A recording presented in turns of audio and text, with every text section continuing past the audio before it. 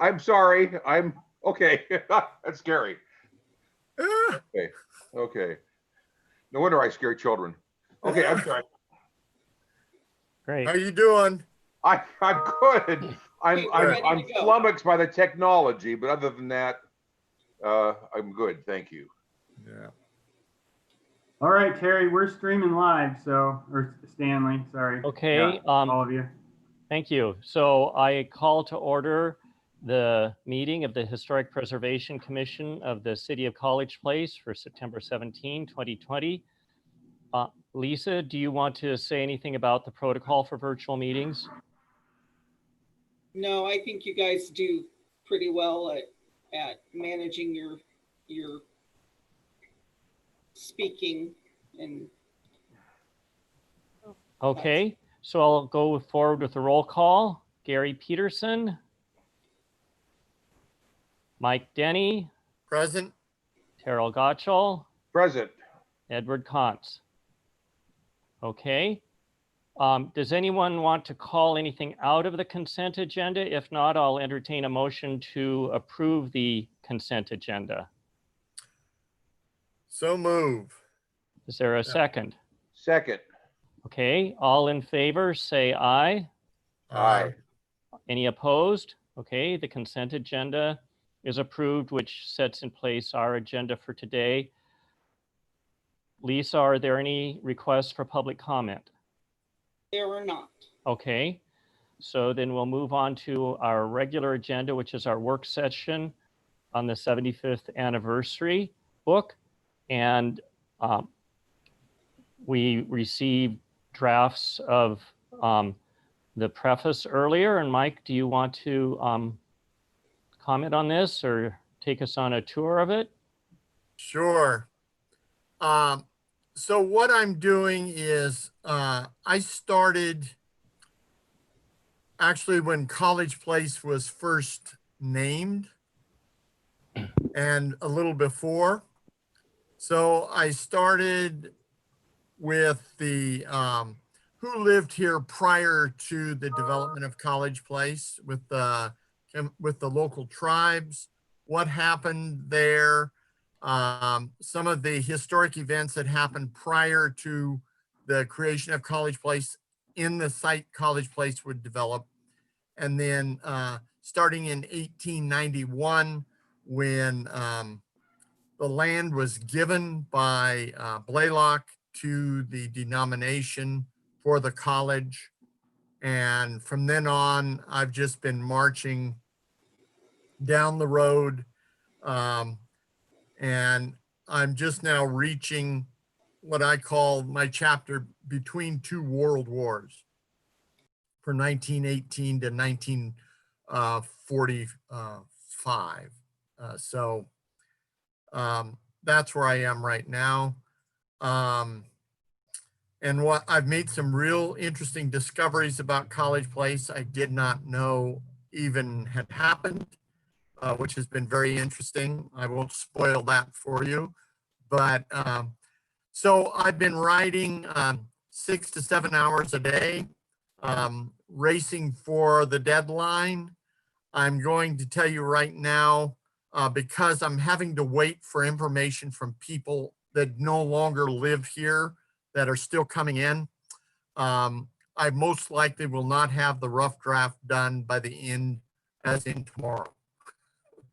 So I just want you to be aware of that. But I will have it done by the end of the month. I expect them to have it here, all the information I've asked for. It's been trickling in. So John, I hope that we can work out something there.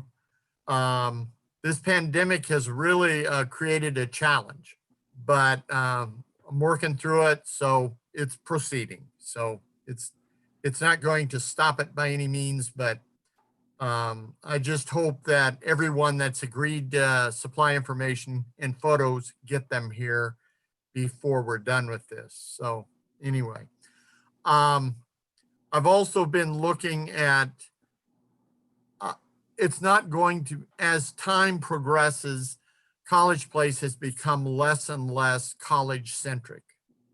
And so at the beginning, it was entirely about Walla Walla College. And as time has progressed, more and more people and unaffiliated businesses have started to crop up in College Place. And so Walla Walla College is still the anchor as far as the primary population. But what I'm finding out is that many businesses came and went, and streets changed names, and philosophies changed in town, and all kinds of things. So that's all going to be expressed in this book, in this manuscript, I should say.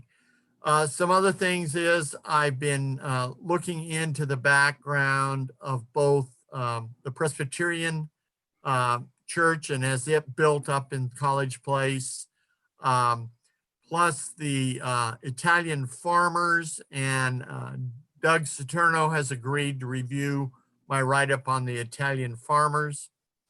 And so I've been working away on that as well. We had over 100 Italian families here by 1919. So that was very interesting. The other thing that's very interesting is that the first Italian farm to be established was in 1857, right here in College Place, where College Place was to arise. And that was a gentleman named Frank Orselli, who came from the 4th Infantry at Fort Walla Walla. And as he got out of the military, he established this orchard and farm that he started. So he was the very first Italian farmer here. I learned some other interesting things. One is there were 2 distinct group of Italians that came here. One was called the Milanese. They were from northern Italy. And then the next group were from southern Italy, and they're called the Cabrisi. And they could not get along. And when they would go for mass, there were inevitably fist fights between the 2 groups every Sunday. And that's why we have St. Pat's and St. Francis, is because of those 2 separate groups from different locations in Italy. So I found that very interesting. The other thing that's extremely interesting is a lot of people moved here that attended Walla Walla College that were not in the denomination. So they came as students, and as long as they lived by the rules that the denomination set out for college students, they were more than welcome to stay here. I've discovered that some of the first automobiles arrived here in 1913. And there actually was an accident in Walla Walla with the very first automobile. He struck a lamppost. I found that interesting. But College Place in itself, as you know, was named College Place by the first postmaster. And in 1891, he suggested that name, and because it was not an incorporated town, they accepted that name for the village, is what they called it, or the hamlet of College Place. And so it was an unincorporated place. And so because it was unincorporated for years until 1947, 46, it holds a record in the state of Washington for being the largest unincorporated community in the state for many, many, many years. And so that was interesting. They had a single police officer, only they called him the marshal. And he was an interesting gentleman. Prior to incorporation in 1944, 45, he had purchased an old pickup.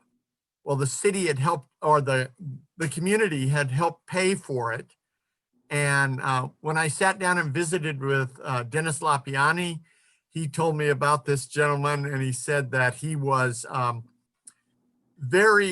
everything was either right or wrong with him. And when he would go before the county judge, because that's who everyone went before in College Place, there was no city, he would already pronounce judgment on them before the judge had any opportunity to hear the evidence. So anyway, he had some rather unfortunate things happen to him, and that will be in the book.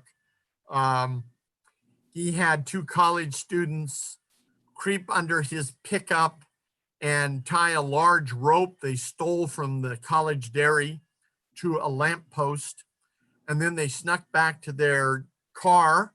One of them owned a vehicle and went racing down College Avenue as fast as he could go, right past the town marshal, knowing he would ram it in gear and take off after him.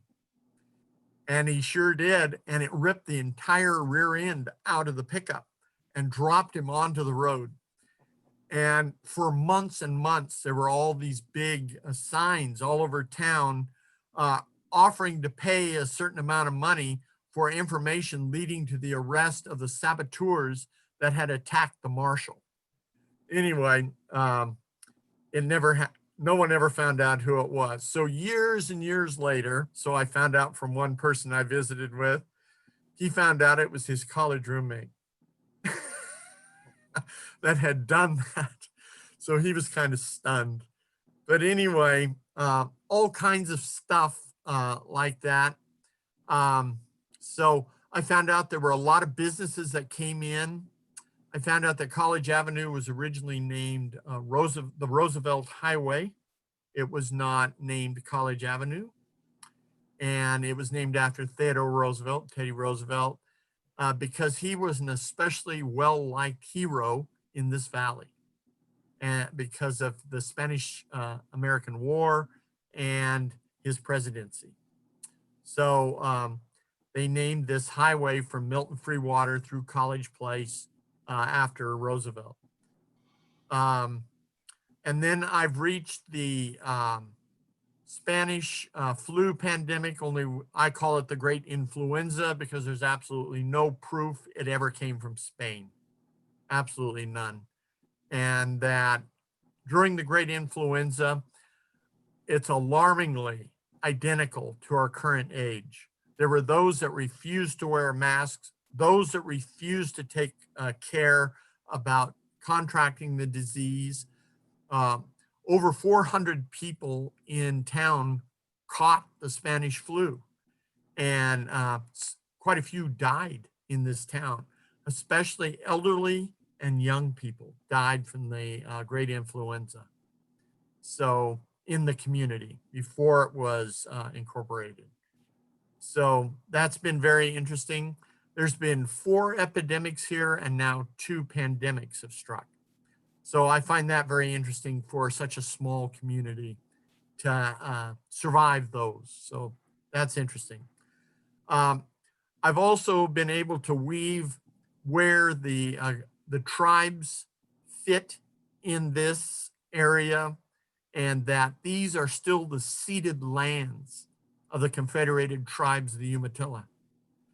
So in the 1855 treaty with Isaac Stevens, there was an agreement that the entire Walla Walla Valley is ceded lands of the Confederated Tribes. And by ceded, that means that they can enter any one of those properties to dig roots or to hunt.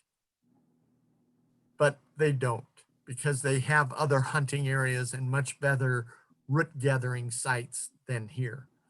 And so I find that interesting. And most people don't know that they live on ceded lands, but they are. The other thing that's very interesting that I found was that the Confederated Tribes have great political and tribal rule over all of the stream channels that run through our town. They were the ones that put the pressure on the Corps of Engineers to eventually block Garrison Creek at Rooks Park, or along the Mill Creek waterway there near Rooks Park, to stop the fish from going up and down Garrison Creek through College Place. because they saw that it was a death trap and that individual citizens in College Place had put in water wheels and all kinds of obstructions in Garrison Creek, which was against federal law. So they just decided to block it. It is only blocked at the head gate at the Mill Creek Project office and not blocked at its confluence with Mill Creek. So that's kind of interesting because the fish can get up to the first obstructions. Another thing I've discovered is that a lot of people tried to live along the went in. And I have found that interesting because they were trying to pump water out of that, siphon water before fuel pumps came along. They would siphon out of those streams. So Garrison Creek is a distributary. It was created way back in the 20s and run through College Place through another spring channel that once ran there. Our water table has gone down by 124 feet since 1900. So that's very interesting. And I'm sure John knows that our water table continues to recede. And that's a real problematic issue for the future. Anyway, any questions? Do you have, thank you, Mike. Do you include information about the sanitarium Yes. and how it became Walla Walla General Hospital? Yes, I do. Great. So I start out with the Dunlaps. They were, Dr. and Mrs. Dunlap were the ones that started it on the college grounds. And it was in the basement of the boys' dormitory. And then they moved it to an old schoolhouse, public schoolhouse, and it became overcrowded within 3 years. And after that, they moved it to Walla Walla, the city of Walla Walla. But when they were here and in the move, in the period of time that they moved it to the city of Walla Walla, a rather large tuberculosis epidemic hit the area. And so the sanitarium was filled with people fighting tuberculosis. And so that was kind of timely that they were open and able to take care of that. Dr. Dunlap and Mrs. Dunlap was a nurse. Both had graduated from Battle Creek Sanitarium in Michigan and had just moved out here when they started the sanitarium. So anyway. Thank you. Yeah, my grandfather's sister was a nursing student at Walla Walla College in the 1910s and contracted tuberculosis and died at age 24 from that. Oh my. Wow. Now, I had read somewhere that there was some predecessor sanitarium around Spokane. I don't know if the Dunlaps operated that, or do you know anything about that? No, I haven't found any information. They came directly from Battle Creek to Walla Walla. Okay. The College Place. Okay. And they were fresh out of school, both of them. Uh-huh. So, and Dr. Dunlap remained here through the late 1920s. So he was here from about 1901, 1902 to 1928 or so. Okay. Yeah. And the other interesting thing I found out about was that frequently people would move into the valley and they all viewed College Place, the village of College Place, as kind of a Adventist central. And most of them left College Place as they moved in and moved to Walla Walla, because there were no bars and there were no pubs and there were no dance halls in College Place. And so they were used to a different lifestyle. And so they moved to Walla Walla. That raises another question I have. So when federal prohibition was repealed, it gave local communities flexibility about control of sale of alcohol. Do you know if there was ever any local prohibition in College Place aside from state and federal laws? No, I haven't found any. Okay. But what I did discover was after Prohibition, there was a store opened in the north end of College Place along what we now call Walla Avenue. And it had, it was one of the first gas stations in College Place was there, and a store, and you could purchase beer there. And that was kind of up there where College Avenue and Walla meet. That place on the left-hand corner there was originally a gas station and a store. And it was shunned. That's the word that was used in several different articles I read. It was shunned by the regular citizens of College Place.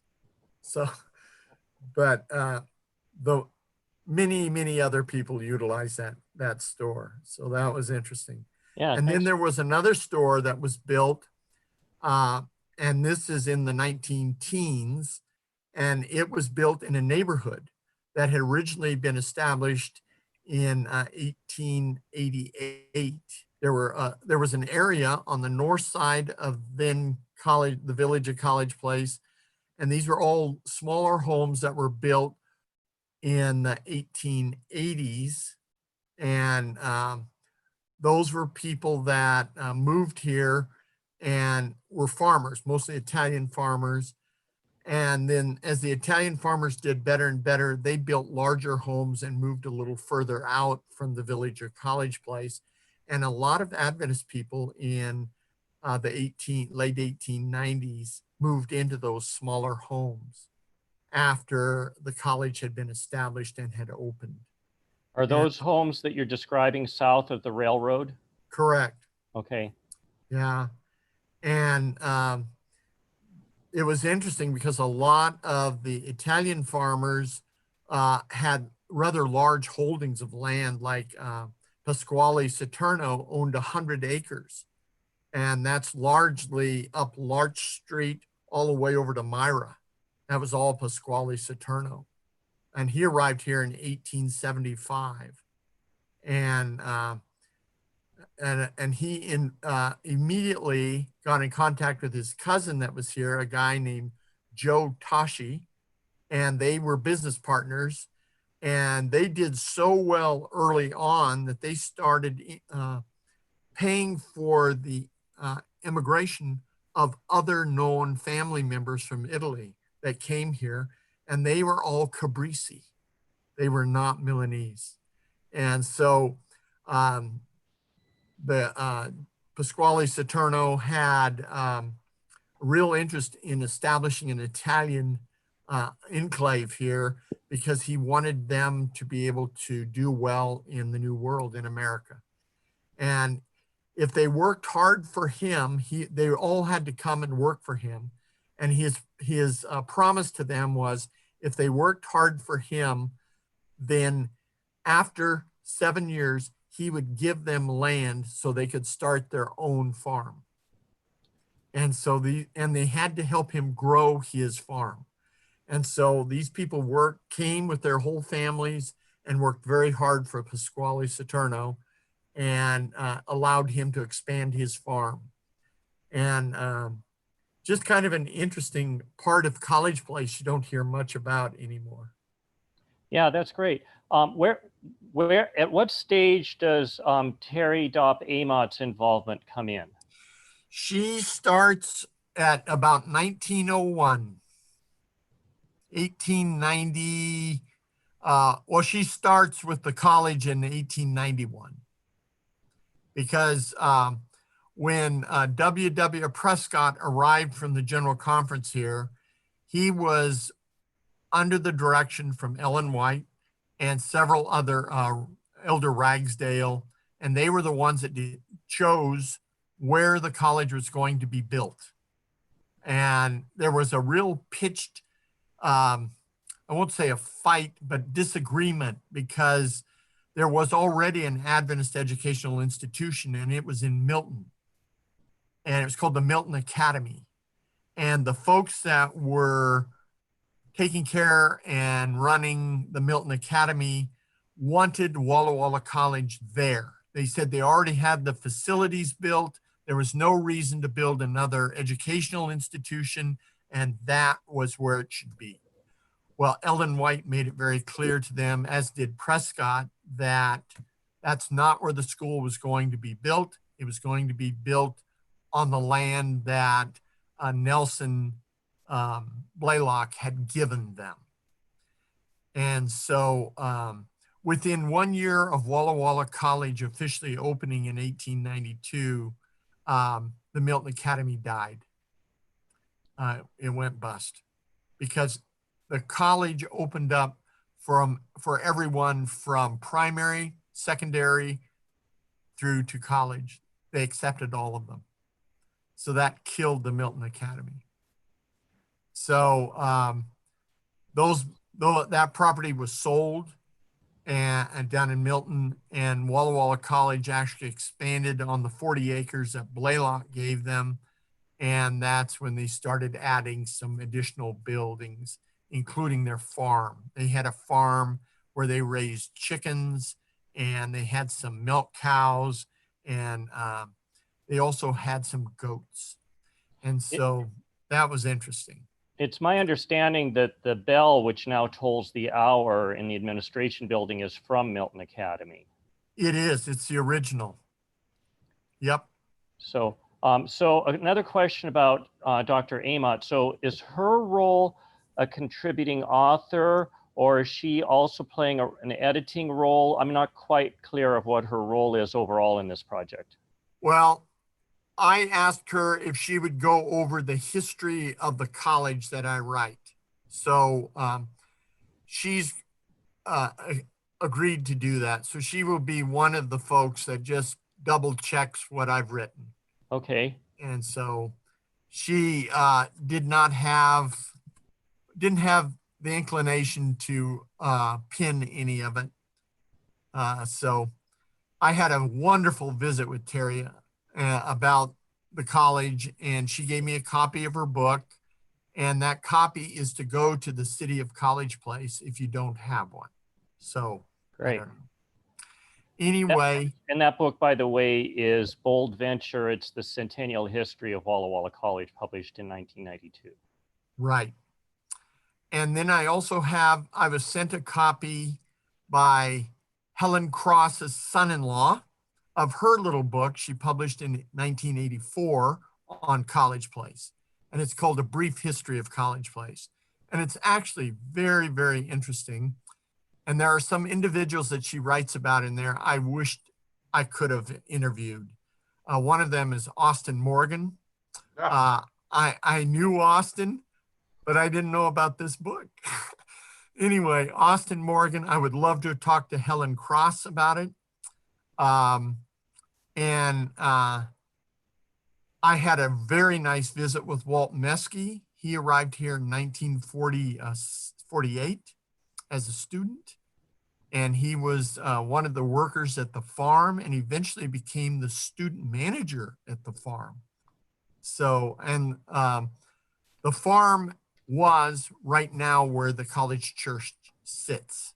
The college church completely obliterated the college farm, and so it was built there. The hill that Walla Walla College was built on used to be called Sunflower Hill. And so that's my chapter on Walla Walla College is going to be called The College on Sunflower Hill. That's what it was called because Great. It was covered with wild sunflowers in the summer. And so that's what it became known as. Great. So Have you come upon any information regarding the regrading of College Avenue through the campus, which was done around 1920, or what the rationale was? Because the current profile restored College Avenue to very close to its original grade. Right. So there was originally a plan to build a walkway over and above College Avenue. And that never came to fruition. And they wanted it deep enough to be able to be level. That's what they were shooting for originally. I see. Okay. level with the rest of what was then the Roosevelt Highway. Right. Okay. Yeah. Does anyone else have questions for Mike?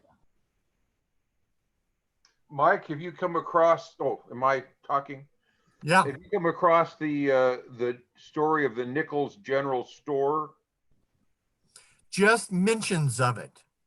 If you have any more information on it, that would be wonderful.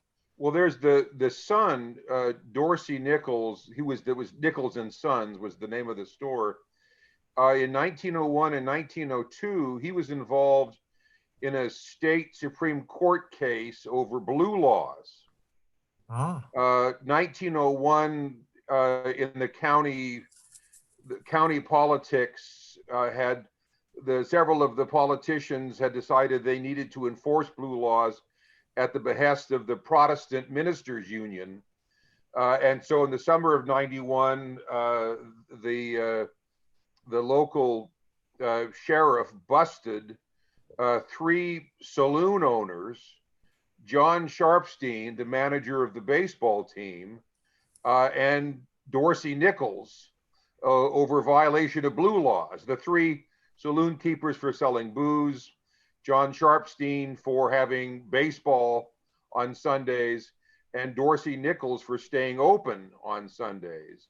And his case with John Sharpstein doing the advocacy went to the state Supreme Court because of his arguments that it violated his liberty to have to close on Sundays. He lost. The case finalized in 1902. He lost, but I came across the story because it related to baseball, of course. Right. I apologize for that. No. I'll collect my stuff on that and get it to you. Oh, that'd be wonderful. Is it online? Do you know? I can certainly look. The final Supreme Court case is okay. And I've got the URL somewhere. I can get that to you. And I have copies of the written briefs and some other things, the press coverage. Again, John Sharpstein was the baseball loving judge, threw out his case immediately, fined the saloon keepers $99 each.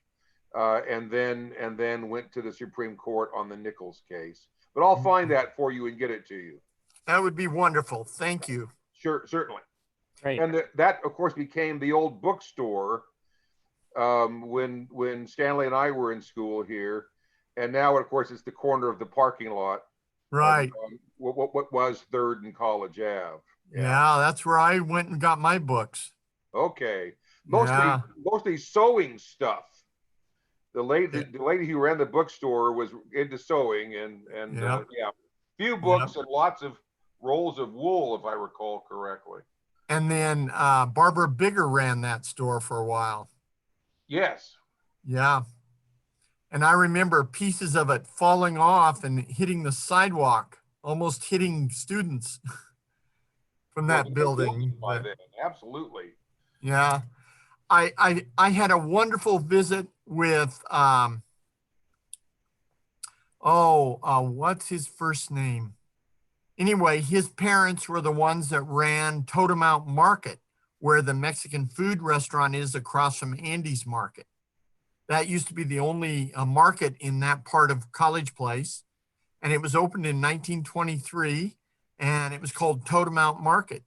And it operated till 1978. Anyway, it had quite the history to it. It was the only larger food market in College Place. There was no Andy's Market. And so this family, by the last name of Blair, purchased Totem Out in 58. They ran it 1 year and sold it in 59 to another couple. And when that other couple took over, within a week or two of them taking over, 2 armed robbers came in, held them up at gunpoint, And it just so happened a College Place cop was going by, saw them, saw something was wrong, went in, gunned down one of the robbers and wounded the other one. But in the process, sprayed bullets all over the inside of the store. And so Mr. Blair, Tim Blair, told me that when he was a kid growing up in that, and his parents bought the store back. The people that purchased it in 1959 didn't want to run it after the holdup. So his parents purchased it back and ran it till 1970. But Tim said when he was a kid, 6, 7 years old, his duty, he felt, was to take every customer around and show them the bullet holes in the walls. He said that was part of the deal of shopping at Totem Out. You could go see the bullet holes.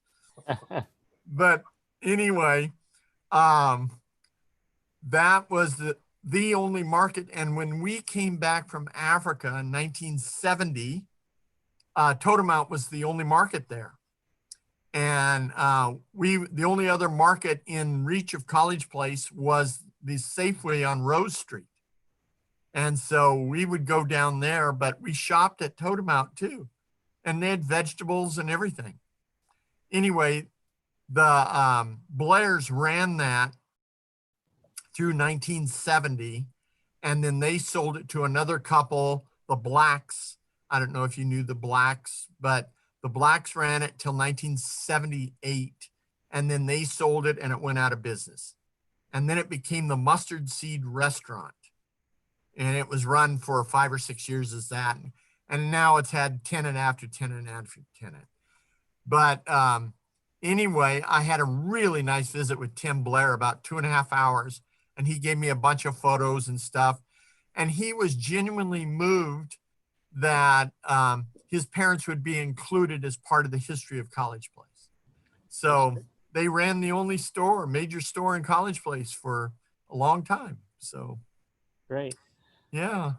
Terry, did you have any more questions for Mike? Oh, no, that's it. Thank you. Okay, thanks.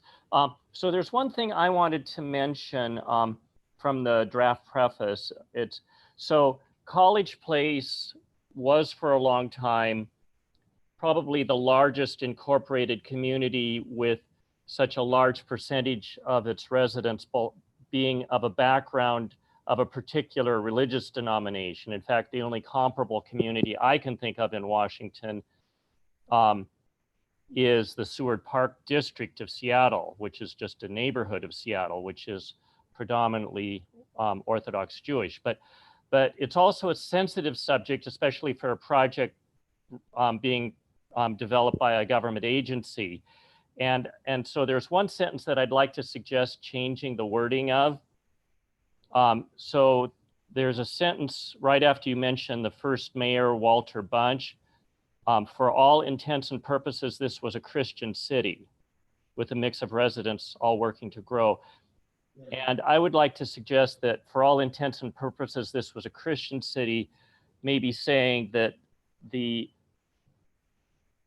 whatever percentage we might know or overwhelming majority were people of a Seventh-day Adventist background because of the college, and then maybe mention, but there were other faith communities were represented as well. I don't know when the Presbyterians started their church here, but I think we need to be very careful. While it absolutely is part of the history, I think we need to be very careful how we frame the overall influence of one denomination in the history of the city. Well, actually, I didn't intend it to just be one denomination because there was a very active Presbyterian community here. And they had been here just after the Whitman massacre. They had been here. And by the 1940s, there were over 250 Presbyterians that met in their new church there. So they are part of that Christian community. There was a large Italian Catholic group here. So that's why I didn't say Seventh-day Adventist city. It's because there were all kinds of other Christian denominations here. I understand that. I'm just concerned about the wording, all intents and purposes, suggesting there was an intention that it be Christian. There was. Okay. That's why with the development of Walla Walla College and later the development of the Presbyterian group in town and the early development of the Italian Catholic farmers in the area, it was, that's what it was. Okay, let me see if I can be more clear of what I'm saying. I understand that the residents were overwhelmingly Christian, mostly Seventh-day Adventists, but as you mentioned, Presbyterians and Italian Catholics. But there's a difference between the demographic existing that way and there being an intention of the community that it be a particular branch of religion, whether it's Christianity or Judaism or whatever. That's my concern, is the word intent. In other words, the existence of the presence of groups isn't necessarily the same as an intention that it be that way. Well, I beg to differ with you because it was intended.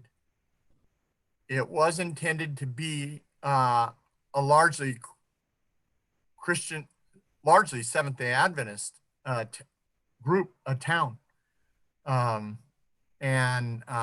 Because this city grew up around that college and they were the dominant belief system here. And I understand your concern, but that was the intended purpose, was to develop a community of Seventh-day Adventists. That's what their goal was.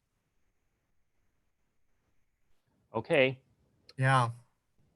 And if you read through Terry Amott's book, it becomes very, very clear that all life around and in College Place was centered on that college clear through the 1960s.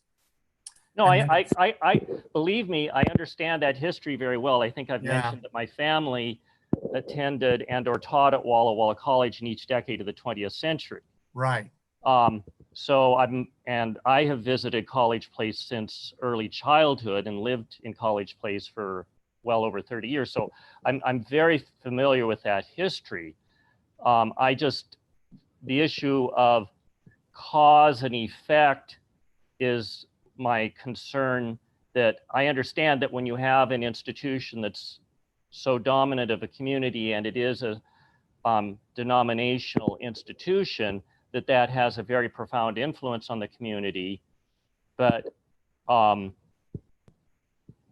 whether it was an intention for the entire community to be either one denomination or a collection of Christian denominations, I think is a separate question from the effect of it being that way because of it being dominated by a denominational institution.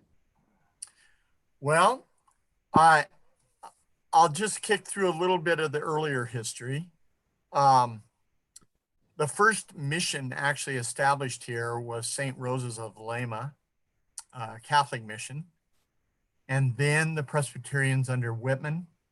And then in the late 1880s, early 1890s, the Seventh-day Adventists arrived. So there's been a long history of missions here. And it was those three primary groups that established this village of College Place. So I don't believe that if it wasn't for the sake of the college being built here, you would have the Adventist group here. I really don't believe they would be here in the numbers that they came. I completely understand that. Yeah. Okay. All right. Any other questions or comments? Okay. Mike, did you want to say anything else before we wrap this up? And thank you very much for what you're doing and how you've presented this. Yeah. Well, I just want to say I have learned a ton. I mean, a lot about this little burg. I had no idea, had ever happened here. I haven't mentioned some of the bizarrest things. They'll end up in the book. You'll be amazed. But it's truly a joy to be able to put this out. And again, I want to be very clear. I will not have the rough draft done by tomorrow. It's not going to happen, John. I'm just not getting my material I've asked for from people here. Well, we'll just go to the penalty clause of the contract. All right, John. Public hanging at 3 o'clock tomorrow. Yep. That'll liven up the town. Yeah. Be sure and put it on page such and such. But I will have it done short order. But it's just there's much more information here than I anticipated. There really is. I truly amazed. No, that's all right. I think the schedule was a little tight anyhow. So, and then with the pandemic and Well, everything else that's going on. I've been sitting here 6 and 7 hours a day writing on it. So, and the preface is just one small section I've written. I've got lots and lots and lots of other stuff. And Terry, I really appreciate your fixes to that. I really do. Well, I apologize again, Mike. I'm kind of an excessive grammar Nazi and drives my wife crazy and my students. So no, I had a professor at Walla College that we all in biology that we all thought was an English teacher. Well, we talk about every teacher should be a writing teacher. They should. Yeah. My wife is a English literature major. She went to New College in Florida, and she worked as an editor at Coffee Communications for a number of years. And does she want to edit the whole thing? Oh, she was one of their editors, yeah. Oh, okay. Coffee. But and she's a nurse now, and she's continuing her education, and she's always coming to me griping about her professors and their improper use of grammar. And so she'd be more than happy, I'm sure, to read the manuscript once it's finished and point out anything that might need to be corrected. Okay. That'd be great. Thanks. Okay. That's it. All right. Thanks so much, Mike. Do we have any reports today? No. I told you guys we got that grant for the GPR of the cemetery. Right. But I haven't worked on that at all. I haven't sent out a RFP or anything like that, but we'll be doing that this fall. Okay, great. All right. So our next meeting. Yes. I do have one thing. Yes. We have a historic thing that's about to happen in College Place here. College Place and Walla have been lumped together under blue zones, which is it was a corporation, the Blue Zones Corporation, and their entire goal is to get communities healthy and knock down the diabetes, stroke, and heart disease rates.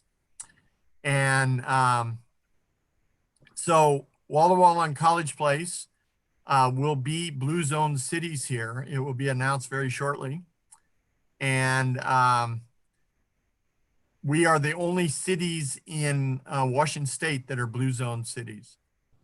And it's an important distinction because you're going to hear a whole lot about health over the next 5 years.